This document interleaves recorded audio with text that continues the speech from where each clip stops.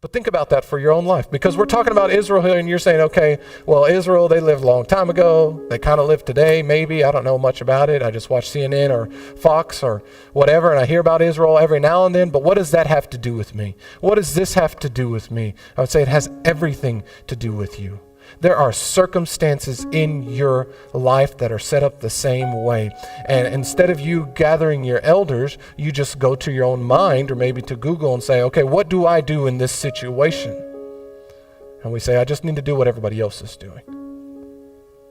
Rather than saying, Lord, what is it that you want me to do? What is it that you want our family to do? Say, well, we're not getting enough money, and so I need to go look for another job. Why? Because that's what everybody else does. Really? Did you go to the Word of God? Maybe it's that God doesn't want you to get another job, but He wants you to cut out Netflix and Hulu and all these other things that you're spending your money on that you don't need.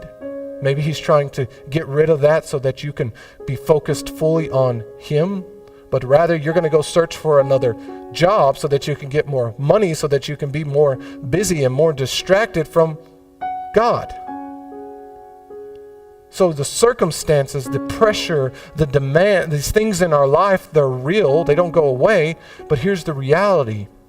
They're to turn us back to God, not to turn us away from Him. And when we turn to God, we're more holy people. We're more set apart from the world. But that's the reality of our world. Sin will kill each and every one of us. Every one of us. So we must not play with sin, but we must treat it as sin. They wanted to be like all the world. Sin wasn't bad. They lost their relationship with God. To not know the God of this world, to not have access to Him, is a great tragedy. So when I talk about sin, one sin, it is a tragedy. This is what they wanted. Give us a king. We don't want you, God. Give us a king like everyone else. Here's the circumstances. Their leader's old. The next leaders are corrupt. And there's war going all around them. There's pressure. There's demands. And so they, out of that, they demand a king, like all the other nations.